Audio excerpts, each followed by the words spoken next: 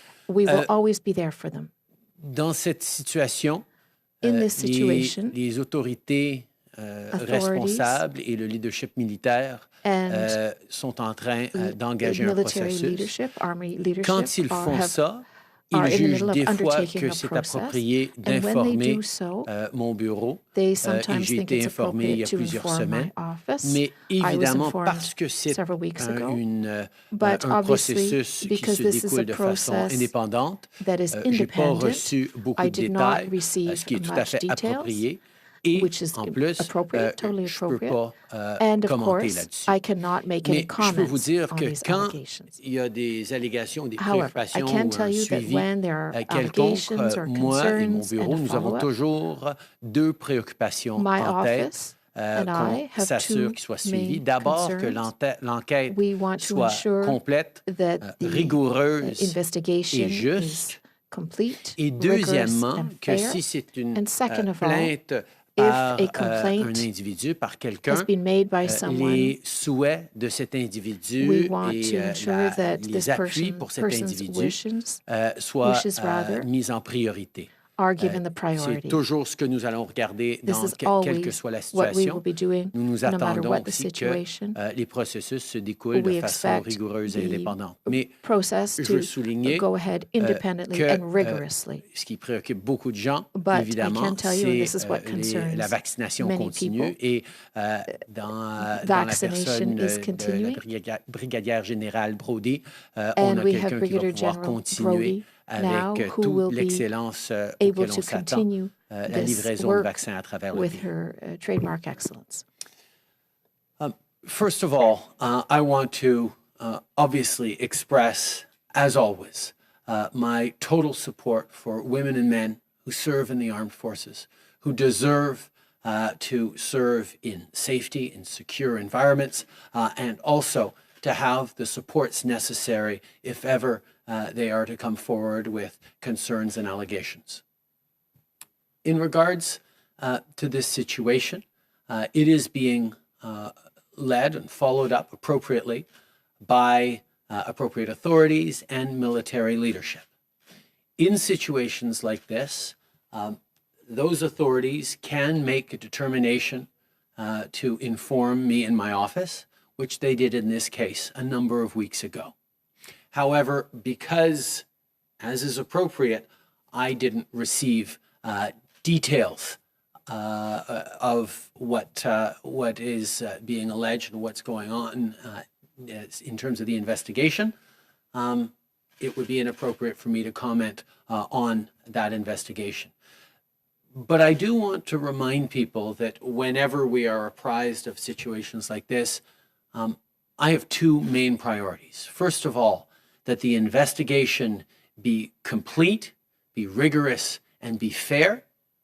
And secondly, that if it's a situation where there are concerns because someone came forward, that the wishes and supports for that complainant be always top of mind as we go through the process.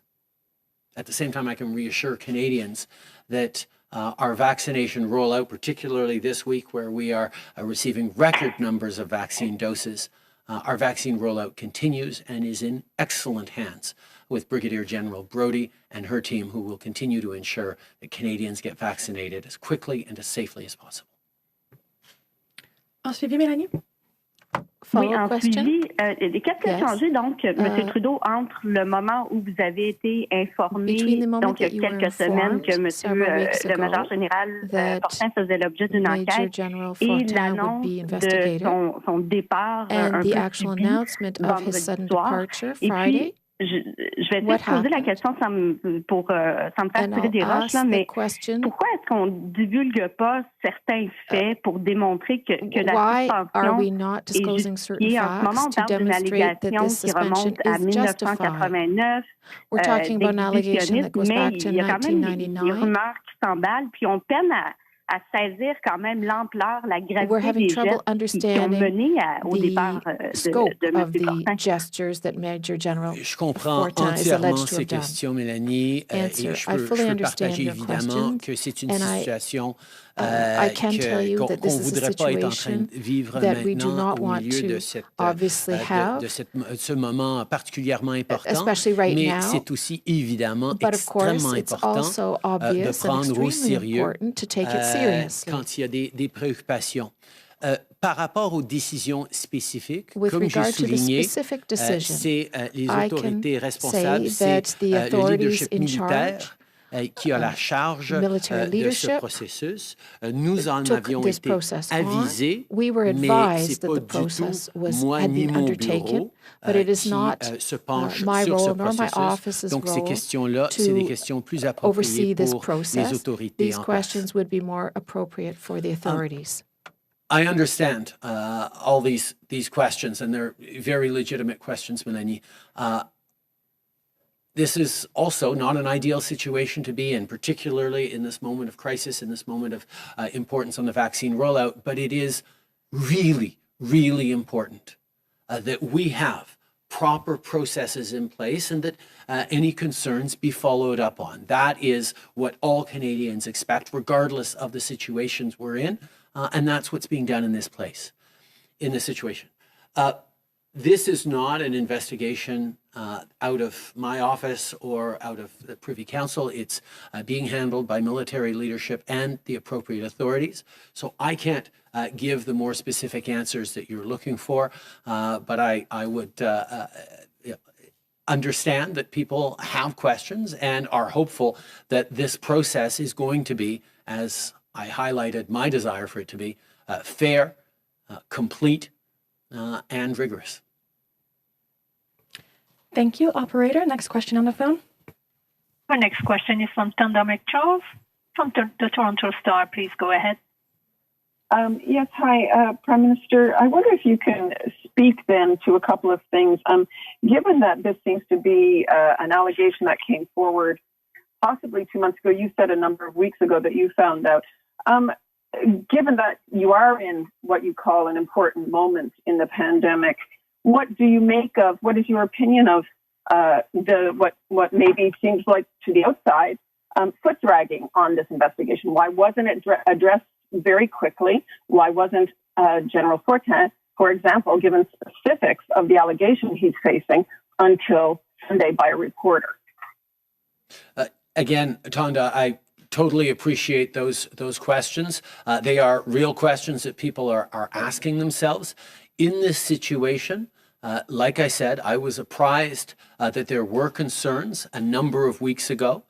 My role and my office's role is to ensure that everyone knows that the proper processes need to be followed, that the wishes of any complaining parties need to be respected and supported, and that these measures be taken seriously with rigor and with fairness.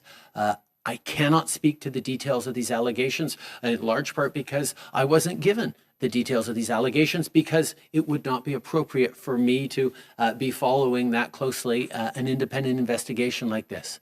But I can assure you that we are very attentive to the fact that proper process be followed in this as in all cases. I'm wondering how you can describe your confidence that a proper process is being followed, given that it seems like there's a firewall between you and the military, and this seems to be something that's been afoot for 2 months.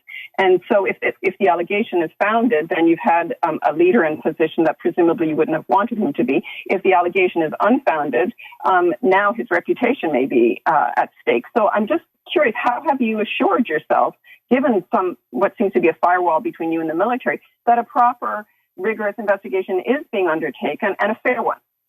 You have highlighted, Tanda, the very real challenges and important factors to consider and to keep an eye on in any such process. Absolutely. We need to make sure that the process is fair for everyone involved and that it is complete and rigorous.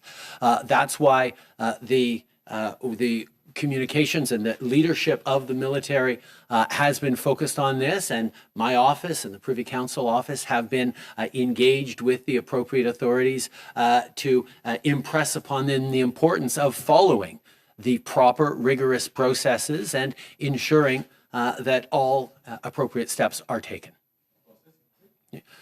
Je pense que c'est très important ce que vous soulignez, Tanda, par rapport aux différentes réflexions de s'assurer qu'il y a un processus juste et équitable, mais aussi que ce soit rigoureux et que ce soit conduit de la bonne façon. C'est pour ça que moi et mon bureau, nous avons passé le message très clairement par la greffière du Conseil privé et directement au chef des forces armées que dans leur processus qui sont appropriés, qui sont en place pour faire des suivis, que tout soit suivi à la lettre, que tout soit fait de la bonne façon.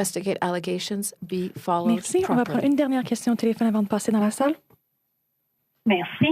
Notre prochaine question est de Marie Vastel du Devoir. Our last question on the phone is from Le Devoir. Go ahead, Oui, bonjour, please. M. Trudeau. J'aimerais changer de sujet, si vous me le permettez. I'd like to change Je voudrais revenir sur la réforme de la loi 101 déposée par le gouvernement du Québec la semaine dernière. On ne vous a pas entendu et vos ministres, jusqu'à présent, ont refusé de commenter Bill 101 in Quebec has been tabled, and you and your ministers have not commented on this new bill from Quebec.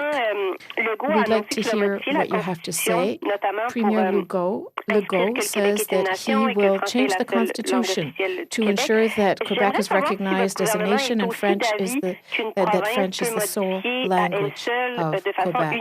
Can a province unilaterally change the Canadian Constitution rather? Quant à savoir quels amendements sont possibles de façon unilatérale. Is an amendment possible? Merci, What is your merci, opinion? Marie. What is your government's opinion? D'abord, comme vous savez, nous partageons avec le gouvernement du Québec le même intérêt, le même désir de voir le français protégé au Québec et en plus partout au Canada. C'est une responsabilité particulière du gouvernement fédéral et nous allons toujours être là pour protéger le français et au Québec et ailleurs au Canada, tout en assurant la protection des minorités linguistiques officielles à travers le pays, ce que nous allons faire. Par rapport à la capacité de modifier la Constitution en ce qui a trait à une province en particulier, effectivement, ce que nous comprenons par nos analyses initiales, c'est que effectivement, le Québec a le droit de modifier une partie de la Constitution pour souligner d'ailleurs des constats que nous avons déjà fait au niveau du gouvernement fédéral, what the federal government has already stated, that is that Quebec is indeed a nation, and that une province où la langue officielle c'est le français. Has the official language of French. Nous allons évidemment nous assurer qu'on est en train de respecter les protections qui sont là ailleurs dans la Constitution, particulièrement pour les anglophones au Québec. Mais je crois qu'il y a beaucoup de travail que nous allons pouvoir faire ensemble, le gouvernement fédéral et le gouvernement du Québec, pour avancer sur la protection de la langue française, qui est quelque chose sur lequel nous sommes d'accord. I think it is extremely important first to highlight that we agree with the province of Quebec on how important it is to protect the French language. Yes, there are particular measures that need to be done to protect the French language within Quebec, but also, as the federal government has responsibility right across the country. That goes hand in hand, of course, with the protection of linguistic minorities across the country, which we will continue to do. In regards to the Constitution, our initial analysis in terms of the Justice Department has highlighted that it is perfectly legitimate for a province to modify the section of the Constitution that applies specifically to them, and that that is something that they can do while ensuring, of course, that the rest of the Constitution, including the sections that protect linguistic minorities like Anglophones in Quebec, continue to be respected. We will continue to move forward in ways that protect the French language, both in Quebec and across the country, and look forward to partnering with all governments across the country that share that goal with us. Ensuite, question, Marie? Oui, merci d'avoir donné une réponse avec de l'information. Mais je veux juste continuer là-dessus. Vous dites que, donc, ce que j'en comprends, puis dites-moi si je me trompe, c'est que vous allez donc accepter ces modifications constitutionnelles-là sans vous y opposer. Mais qu'en est-il du reste du projet de loi 93 de la CAQ? Vous dites que vous voulez aussi vous assurer que le projet de loi protège les anglophones du Québec. Vos ministres se sont fait demander la semaine dernière s'ils s'engageaient à ne pas contester le projet de loi québécois à laisser le Québec légiférer. Est-ce que vous allez jusque-là vous engager à ne pas contester tout le reste du projet de loi? Are you saying you won't challenge any part of the bill? Or can I understand from what you're saying when it comes to protecting anglophones that you will be keeping a close eye on certain parts of this bill that may cause problems? On est d'accord avec le gouvernement du Québec qu'il faut en faire plus pour protéger la langue française. Mais nous, en tant que gouvernement fédéral, ce n'est pas juste une question de protéger la langue française au Québec, c'est une question de la protéger partout au pays aussi. Et à ce niveau-là, le gouvernement du Québec et nous, nous rejoignons pas mal. Évidemment, c'est un projet de loi qui a été avancé à l'Assemblée nationale. Il y a un processus de comité, il y a un processus d'analyse, il y a des modifications possibles à ce projet de loi, malgré un grand niveau d'appui des différents partis à l'Assemblée nationale. Alors, nous allons regarder le parcours de ce projet de loi, mais je peux rassurer tous les Québécois et tous les Canadiens que nous allons être là en tant que partenaires pour s'assurer et de la protection de la langue française et de la défense des droits. Merci. On va maintenant passer aux questions dans la salle. Prime Minister Kevin Gallagher, CTV National News. I just want to take it back to the investigation into Major General Denny Fortin. I find your answers to be a bit vague here. You say weeks ago you found out. You've said that issues of sexual misconduct are zero tolerance for you. So the question is, why was Major General Fortin allowed to stay on with public health until Friday? When did you find out that this was an allegation of sexual misconduct? First of all, I have highlighted that I have not been given a tremendous amount of details into this case because that would not be appropriate. There are official and independent processes underway in reviewing the case and reviewing the concerns that were brought forward, and they can speak to what needs to be made publicly. I cannot speak to too many details of this. I can highlight that this is a matter being followed up on by the military leadership and the appropriate authorities, that they made decisions along the way, and that we, from our position, are in a position of ensuring that, yes, the appropriate steps be followed, and that wishes of any complainants, if that is indeed the type of investigation this is, be respected and followed. I can't even confirm the type of investigation this is because that is not information that has been made public by the military yet. Well, I think that we need to look maybe broader here. I mean, now with Major General Fortin, at least half a dozen top military officials are under investigation for sexual misconduct. Your government 6 years ago had recommendations to address sexual misconduct in the forces from the Deschamps report, and very few of those recommendations were implemented. What responsibility do you take now for the crisis that is gripping the military? I think we all share responsibility for this. The culture of tolerance of misconduct in the military has gone on for far too long, which is one of the reasons why, as a government, when we came into office 6 years ago, we took significant steps to accelerate the move towards creating better supports for survivors of sexual assault or anyone who comes forward. We have taken steps, but obviously, with what we're seeing now, there is so much more to do, which is why we appointed Justice Louise Arbour to lead up a review process to talk about the path going forward, and immediately appointed General Jenny Carignan to be able to create supports right now for anyone in the military who needs to come forward and wants to come forward and share unacceptable actions or issues that they have faced. It's really, really important that anyone who serves feels supported and and listened to as they come forward to share actions, experiences, inappropriate things that happened to them over the course of their career or in the past years. Français sur la responsabilité. Je pense que c'est extrêmement important de reconnaître que nous devons faire mieux en tant que pays, en tant que société, pour appuyer les survivantes et les survivants d'agressions. Depuis 6 ans, nous avons pris des gestes importants pour améliorer la situation, mais nous avons beaucoup plus à faire. C'est pour ça que nous avons demandé à la juge Louise Arbour de faire un suivi pour établir les prochaines étapes à suivre. Mais en même temps, on n'attend pas le rapport de Mme Arbour.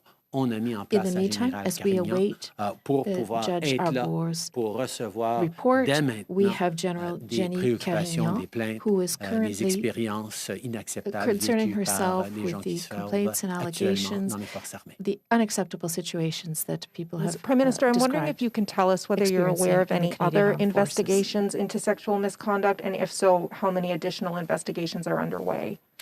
As I said, the investigation that is going on is being managed by the appropriate authorities and military leadership. In some cases, we are apprised of those situations, not necessarily in all cases, so I can't speak to how many investigations are going on. But what we have seen over these past months is that there is a pattern and there is a culture of unacceptable actions in the military that have gone on for far too long, which is why we are moving concretely on strengthening the supports for survivors, strengthening the processes in place to make sure that people who want to come forward are able to come forward, feel supported in coming forward, which for far too long was not the case. That is why between Justice Arbour and General Carignan in place right now, we are seeing an immediate shift, and people are coming forward with allegations, some of which go back many years, others which are more recent, and that is how the system should be working. It is going to be a difficult process for the military to transform its culture, but we know, everyone knows, that it is time. Je pense que c'est clair que ce qu'on est en train de voir dans les nouvelles depuis plusieurs semaines est qu'il y a un vrai problème au sein des forces armées canadiennes, que depuis trop longtemps, trop de femmes et d'hommes ne se sentent pas appuyés pour venir partager leur histoire, pour porter plainte contre des agressions et des gestes inacceptables. Et ça doit changer. C'est pour ça qu'on est en train de voir avec le nouveau processus qu'on a mis en place avec la générale Carignan et aussi avec l'engagement de la justice Arbour, la juge Arbour, que nous avons des processus qui sont maintenant plus accessibles et réconfortants pour des gens qui veulent porter plainte, que ce soit sur quelque chose qui s'est arrivé récemment ou depuis des années ou même des décennies. C'est important, mais ça va être difficile pour les forces armées de passer à travers ces moments. Mais nous savons, tous les Canadiens savent que c'est quelque chose par lequel il va falloir qu'on passe. Bonjour, M. Trudeau, Louis Blouin de Radio-Canada. Vous dites que c'est important de changer le mécanisme pour les victimes, mais du même souffle, vous dites qu'en ce moment, les enquêtes qui sont en cours et tout ce qui se passe, ça doit être confié aux forces canadiennes. Comment pouvez-vous leur faire confiance avec tout ce qu'on voit en ce moment pour le traitement de ces enquêtes-là? On est rendu à une demi-douzaine de hauts dirigeants de l'armée qui sont sous enquête. Est-ce que ce n'est pas le moment de retirer ces enquêtes-là dès maintenant des mains du haut commandement de l'armée? Pourquoi attendre? On sait qu'on est dans une situation extrêmement difficile, mais aussi importante, où on fait les processus nécessaires. Depuis très longtemps, les forces armées ont des capacités de faire des enquêtes, des suivis sur des préoccupations et des comportements de leurs membres. On a vu en même temps to investigate its members, but we've seen that with regard to sexual harassment complaints, the Canadian Armed Forces has not always been good at doing its job of investigating. That's why we are working with the upper ranks of the Canadian Armed Forces to ensure, with them and with others, to ensure that there are better processes in place with General Carignan, with Justice Arbour. We are ensuring that these processes are taken seriously and done properly. I think it is obvious that within the military, including within the military investigations approach, that have a robust system of investigations into crimes and issues that are internal to the military, have not always been very good about supporting survivors of sexual assault, following up on claims of sexual harassment, and that is something that we need to significantly improve. That's why we're working both within the armed forces with allies and leaders who get that and who are transforming things from the inside, as is General Carignan, but also bringing in someone of the caliber of Justice Arbour, who will ensure that the structures and the processes in place are the ones that will ensure that all of these issues are taken seriously, treated fairly, and that survivors are given a proper listening and proper support. Prime Minister Tom Perry, CBC. On the situation in the Middle East, Canada has called on both sides in the current conflict to move toward ending the violence, but there have been calls for an immediate ceasefire between Israel and the Palestinians. Where does Canada stand on that? The Palestinians also say they're going to be going to the General Assembly to try and get some kind of resolution on this. Where would Canada stand on that if it goes before the UN General Assembly? First of all, our hearts go out to Israelis and Palestinians for the violence that is surrounding them right now. We've all seen the tragic images, families, innocents, kids affected. It needs to stop. That's why Canada is calling for a ceasefire.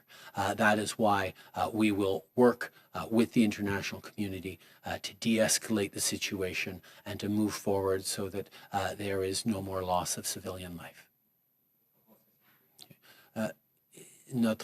On est de tout cœur avec les Israéliens et les Palestiniens qui vivent des moments extrêmement difficiles maintenant. On a vu les images de violence We've seen the images of the violence perpetrated against families, innocent people, children. This must end. That's why Canada's position is to support a ceasefire, and we are working with the international community to ensure there is one. Prime Minister Chris Reynolds, Canadian Press. I'm hoping you'll indulge a double-barreled question here. First, polls indicate that Canadians are not as enthusiastic as some U.S. lawmakers when it comes to reopening the Canada-U.S. border. So I'm wondering what conditions you think Canadians want to see in place in order to expedite that process of unlocking the 49th parallel. And secondly, given all these allegations, these growing allegations against senior members of the Canadian Armed Forces, I'm wondering how comfortable you would be if your daughter, Ella Grace, told you that she wanted to join the military. First of all, in regards to the Canada-U.S. border, we continue to work very closely with American authorities and with Canadian experts on how we can move forward in a way that is safe for Canadians. We know that we are not yet out of this third wave. We know that there are still real concerns around transmission of the virus, but we will continue to work with our partners and hopefully get to a better place when the time is appropriate. We're all eager to get back to normal, but we know that before we get back to normal, cases need to be under control, and over 75% of people need to be vaccinated for us to start loosening things in Canada. And we'll see what framework we apply to ensure that we're keeping Canadians safe, even as we look to eventually changing the restrictions and the posture at the border. In regards to my daughter, I hope my daughter is able to choose to do whatever she wants to do when she grows up. She is filled with dreams and hopes like any little girl, like any child. And I would want to know that whatever workplace that she goes into, she will be treated fairly. She will not face discrimination or harassment. She will be paid as much as a man will, which is a big part of why we're so strong about moving forward on pay equity, which will come into force this summer. There are many, many things I wish for my daughter, but they are not different than that I wish for any daughter across this country. We have to do better, whether it's in the military or in corporate Canada or within our communities in fighting against gender-based violence. We have work to do, but I am confident that in the coming years, we will continue to deliver on a fairer world for everyone. Les espoirs que j'ai pour ma fille, c'est qu'elle puisse avoir tous les choix et possibilités de suivre ses rêves qu'on espérerait pour n'importe qui, que ce soit de travailler dans un bureau, de servir dans les forces armées, de devenir artiste ou scientifique. Elle, comme toutes les filles au Canada, mérite d'avoir un lieu de travail sécuritaire, où elle est libre d'intimidation et d'harcèlement, où elle est payée autant pour un travail équivalent qu'un homme, qu'elle ne fasse pas face à la discrimination ou les iniquités. C'est pour ça que nous travaillons pour lutter contre la violence domestique et la violence fondée sur le sexe. C'est pour ça qu'on est en train de travailler pour changer la culture à l'intérieur de nos forces armées et de nos autres institutions. C'est pour ça qu'on avance avec notre projet d'équité salariale qui va s'enclencher cet été pour s'assurer que les femmes et les hommes soient payés pareil pour du travail pareil. Merci beaucoup, Monsieur le Premier ministre. C'est tout le temps que vous avez avec nous aujourd'hui. On va maintenant passer au téléphone pour les questions avec les ministres et docteurs. Opératrice, première question. Thank you. Our first question is from Ryan Timothy from the National Post. Please go ahead. Yeah, hi there. I'm wondering what the government is looking at with regards to the AstraZeneca vaccines that are in the country and that provinces have paused the use of right now due to the boycott issue. Some of these doses are coming closer to expiring, and there are countries around the world where COVID is very much a present reality and concern. Are you looking at something to ensure that those vaccines don't go to waste? Maybe I can start and then turn to Dr. Tam to talk about the conversations with the provinces and territories about the immunization rollout. First of all, I think we've been clear with provinces and territories that doses shouldn't go to waste. Of course, we know that the provinces and territories have paused in many cases, and I think in all cases, the initial dose of AstraZeneca. But of course, we are still waiting for updated guidance from NACI on the potential of dose mixing, and provinces and territories are weighing their options very closely in terms of second doses for those people who have received AstraZeneca for a first dose.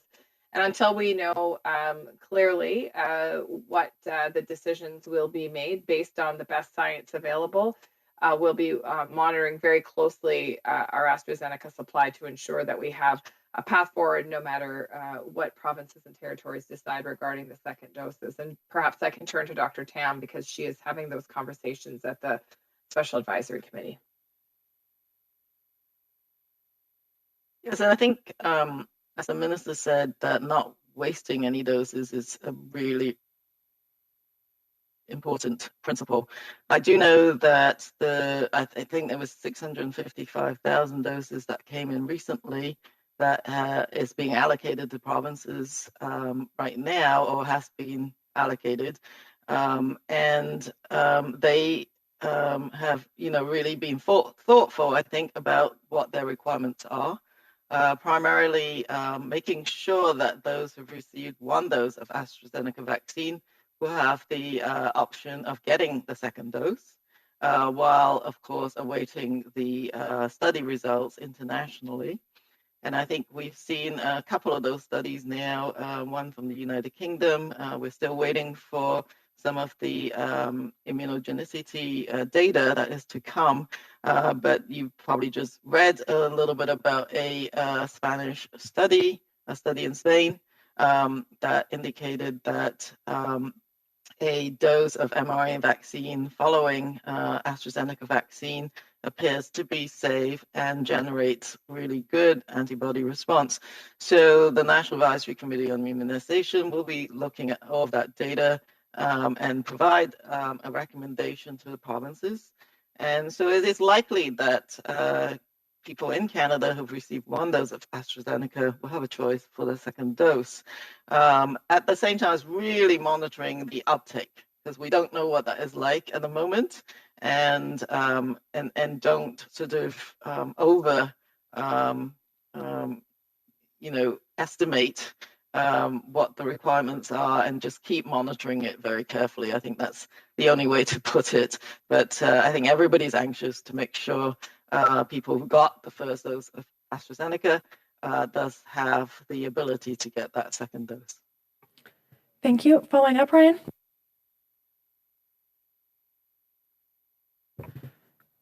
Ryan, following up. Yeah, hello? Yeah, we can hear you. I'm just wondering about today's announcement with Resilience, whether you think that there's enough market for a vaccine mRNA plant like that in Canada, whether that will be able to attract consistent customers.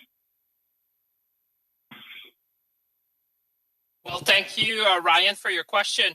I think it's an exciting day. As you've seen, this is the first major investment of a CDMO in Canada of this scale. You may recall when we started in this pandemic, one of the challenges we were facing as a nation was the capability to attract vaccine manufacturers, because now, you know, a number of vaccine manufacturers, they focus on the research and development, but then they outsource the end-to-end manufacturing and fill and finish to other contractors. Resilience is one of them. Imagine we're going to a position where on average, we had a capacity around 30 to 35 million doses per year. And now we're bringing a player in Canada, which will help the whole, biomanufacturing sector in Canada. We've supported dozens of domestic manufacturers, but then now we're bringing an end-to-end manufacturer with a capacity to go to up to 640 million doses per year. And I just want to give you that in comparison to what you've seen in other countries. Is, when we said that we would be onshoring, that would be attracting investment in order to be more resilient, I think the fact that the company has decided to come to Canada, they had other choices, as you know, they manufacture, they operate in different countries, is a testament to what I've been hearing from a number of CEOs these days, that Canada is a safe bet, that we have the talent, that we have the ecosystem, and that we have the entrepreneurs to make sure that they would be successful. So an investment like that is obviously not only to make sure that we will be more resilient domestically, but to your earlier question, how can Canada contribute to better health around the world? And now when you have a capacity of that level, I think that bodes well for the future in terms of jobs, in terms of innovation, and certainly in terms of growth in our country. Thank you, Minister Champagne. We'll take one last question on the phone. Thank you. The next question is from Raymond Fillon de TVA. À vous la parole. Please go ahead. TVA. Question inaudible.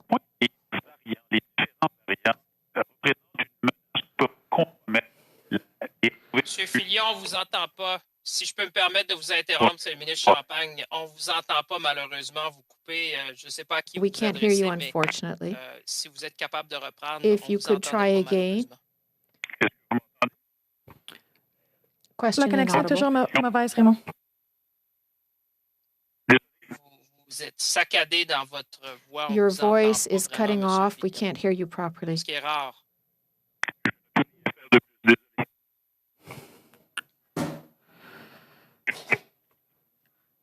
Raymond, ça fonctionne toujours pas. On va prendre la question en appel pour te revenir un peu plus tard. Je vais maintenant passer aux personnes dans la salle pour les dernières questions. For the last questions.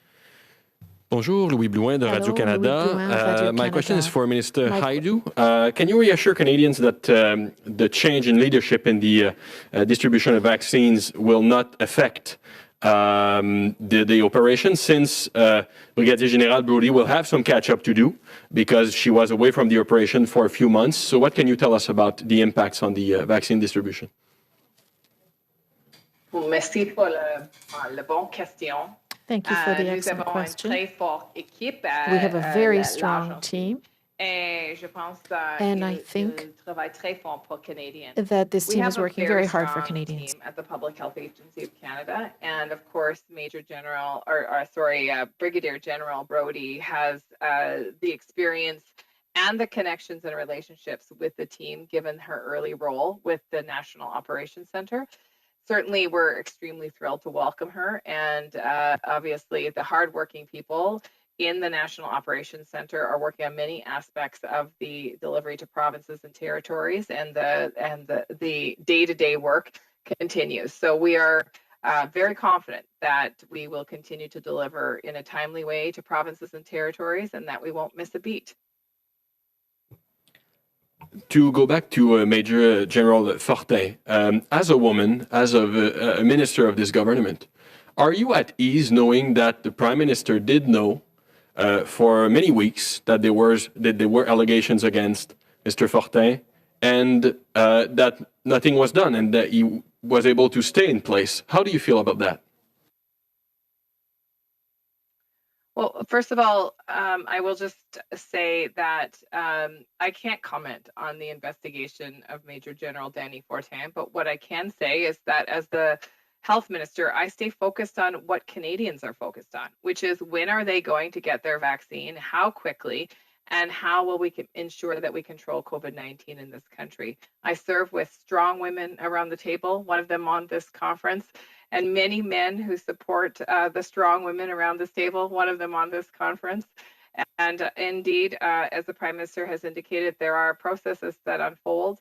But I will say this, I will always stand up for women in the workplace. In fact, as the Minister of Labour, it was me that introduced Bill C-65, which is harassment and violence legislation that ensures that every federally regulated workplace has policies and processes so that people who have felt harassment or violence in the workplace have a route to go, including, by the way, historically for political staffers. And I will point out that that was a decision our government made to protect political staffers, where previously to our government, they had no rights in the workplace. So as a woman in the workplace, my whole life, as a female health minister, I will say that it is important that we all take the responsibility that we have to make our workplaces safer. And this government has done that in legislative approaches and many other efforts, as the Prime Minister has illustrated. Thank you. Next question. Kevin Gallagher, CTV National News. This is most likely for Minister Hajdu, but also Dr. Tam, perhaps. Dr. Njoo could weigh in. It does have to do with the Stanley Cup playoffs.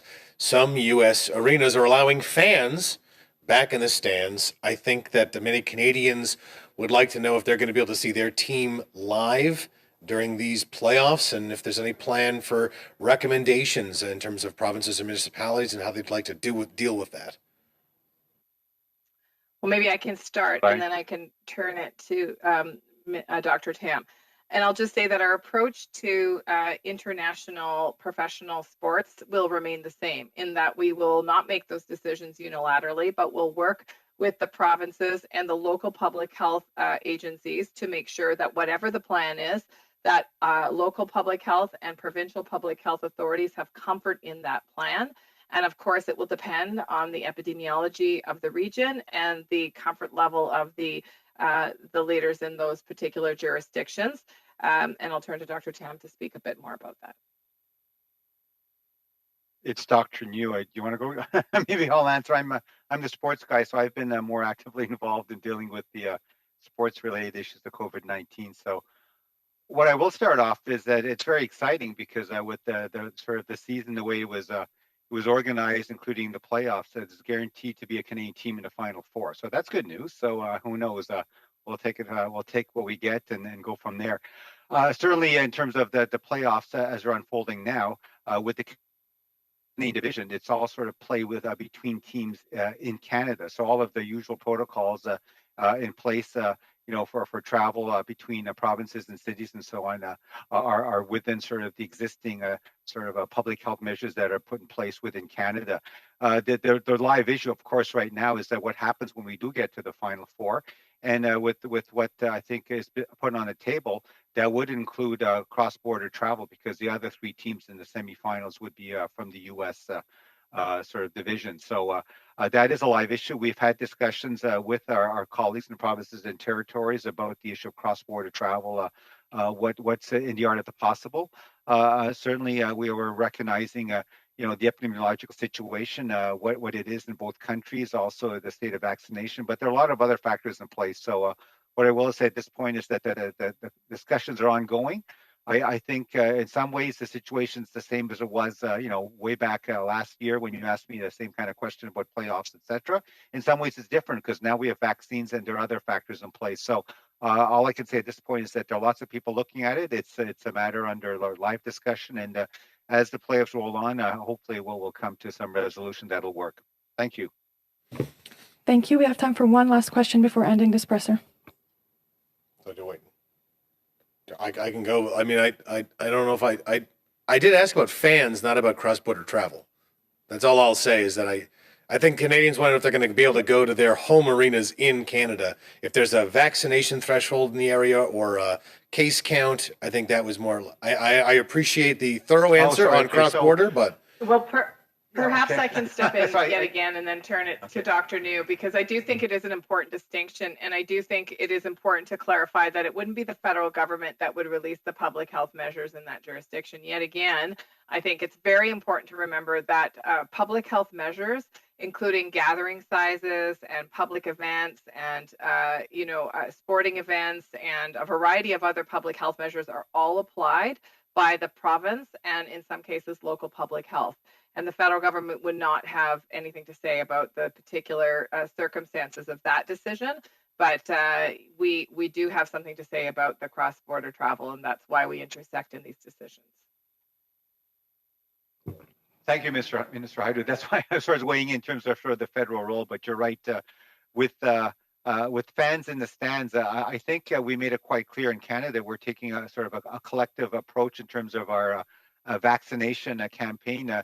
The Prime Minister is a reference to, the one-dose summer and what we might be able to do when we get hopefully up to 75% and more in terms of the population having received full vaccination, 2 doses in the fall, and also what that might mean in terms of, gatherings, including as I think he mentioned in his opening remarks about, looking at indoor sports and so on. So I would say that if you look at that timing and what's obviously the schedule for the NHL playoffs right now, which is taking place right now and into the summer months, that it's not really something that's under sort of serious consideration in terms of fans in the stands, just based on sort of where we are with our vaccination campaign at this point. But as the Minister has said, certainly we defer to the provinces and territories in terms of local public health measures, what they want to put in place. The fact that we're discussing even the cross-border issue with the NHL and the provinces are involved, discussions are ongoing, but certainly with the fans in the stands, I think the comfort level, especially because it's indoors, I think I think the risk tolerance would be a lot lower than compared, for example, to something that would be a sort of an outdoor event at this point. Thank you. We'll take one last question. Abigail Beeman, Global News. Question for the doctors and the Minister, if you wish to weigh in. Just a broad look question. What do you expect in terms of a timeline for this third wave ebbing, normal life returning? And at the same time, what do you believe the prospect is for a fourth wave or cases persisting in the fall? Maybe I'll start. Perhaps that's a good question for Dr. Tam. Yes. So as we said at the beginning of this press conference, we're beginning to see the sort of positive signs in many of the jurisdictions that they're on the downward side of that epidemic curve, but some are not yet. So Manitoba, for example, was a bit later in the start of the third wave, and so we'll have to see what happens there and the public health measures that have been applied. The most important factor in the deceleration of the epidemic curve is the application of the public health measures in the provinces and territories. How fast we go down that curve and whether we get to the bottom of that curve is contingent upon the work that they're doing together with their communities. But at the national level, we have been essentially messaging that you have to be really careful with variants at play while vaccinations are going up. We have to be very cautious about that downward path. With that in mind, I can't tell you right now when we'll get to the bottom of this. Last time we only got to 2/3 of the way down the curve, and then with some relaxation of restrictive measures, we went back up again. And so there's still a chance that could happen if we're not careful. Our modeling suggests that with 75% first dose and at the same time 20% at least of the second dose, vaccinating people that second dose as fast as possible can lead you to a lifting of measures without overwhelming the health system. So we're not quite there yet, but I am really hopeful because of how fast some of the vaccines are going into arms. And, I think we were looking at that 50% mark, and then it's imminently possible that in the next weeks, we're going to get to that 75% plus 20%. So that's I think, a reasonable target to look for. But it's really up to local epidemiology in terms of that easing. And we just got to be really careful.